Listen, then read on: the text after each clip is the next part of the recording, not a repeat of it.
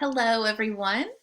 I've had a few people ask me if I would do another video, and my first instinct is kind of like, oh, no, no, no, no, I don't want to be seen. It's too vulnerable. And vulnerability is hard, but Brene Brown has been trying to teach me for several years now that the best parts of life are right on the other side of vulnerability and courage.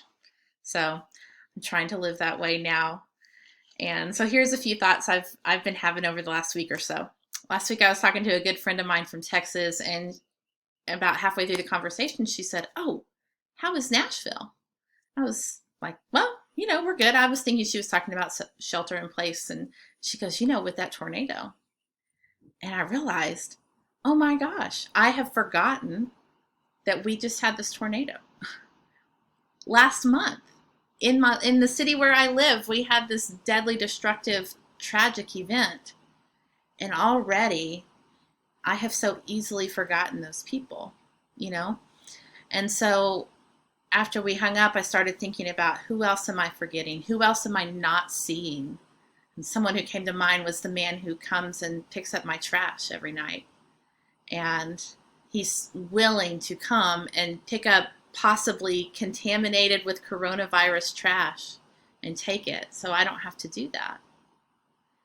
And I think we live in this society that tries to force us to give attention to certain people and tells us exactly who we should be looking at and exactly who we need to forget. And it's easy for me to stop seeing, the people society tells me to forget. And back when I was a minister, there was this particular part of the Bible that I loved to teach about, and it was called the Beatitudes. And it's basically just this list of people that society had forgotten: the poor and those who mourn, and the meek and the peacekeepers. And it acknowledges them and gives them blessings, the good stuff. So you will have peace and you will have love, and it belongs to you, and yours is heaven, right? And back in 2015, I read this book called Accidental Saints. It came out that year in 2015. It's by Nadia Bolz-Weber. I want to give credit. And 2015 was a pretty rough year for me. And so when she came to town, this book was so meaningful for me. When she came to town, I went to her book event, reading tour, whatever you do on that. And she read different parts of the book, and she finished by reading my favorite section. And it's a part in the book where she has actually rewritten those Beatitudes. And it's so powerful that I want to read it to you. It says, "Blessed are the agnostics. Blessed are those who doubt, those who are not sure. Blessed are those who are spiritually impoverished. Blessed are those who have nothing to offer. Blessed are the preschoolers who cut in line. Blessed are the poor in spirit, for yours is heaven. Blessed are they for whom death is not an abstraction. Blessed are those who have buried their loved ones. Blessed are they who have loved enough to know what loss feels like. Blessed are the mothers of the miscarried. Blessed are they who don't have the luxury of taking things for granted anymore. Blessed are those who can't fall apart because they have to keep it together for everyone else.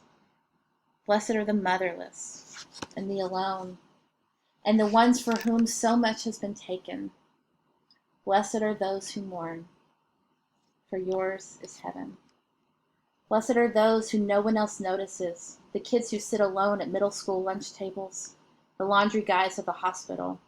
Blessed are the losers and the babies and the parts of ourselves that are so small, the parts of ourselves that don't want to make eye contact with a world that loves only the winners. Blessed are the forgotten. Blessed are the closeted. Blessed are the unemployed and the unimpressive and the underrepresented. Blessed are the teens who have to figure out ways to hide the new cuts on their arms. Blessed are the meek. Yours is heaven. Blessed are the wrongly accused and those who never catch a break. Blessed are those without documentation. Blessed are the ones without lobbyists. Blessed are the foster kids and the trophy kids and the special ed kids and every other kid who just wants to feel safe and loved. Blessed are those who hunger and thirst. Blessed are those who know there has to be more than this, because they are right.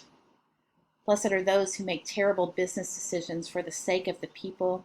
And blessed are the burnout social workers and the overworked teachers. Blessed are the kids who step between the bullies and the weak.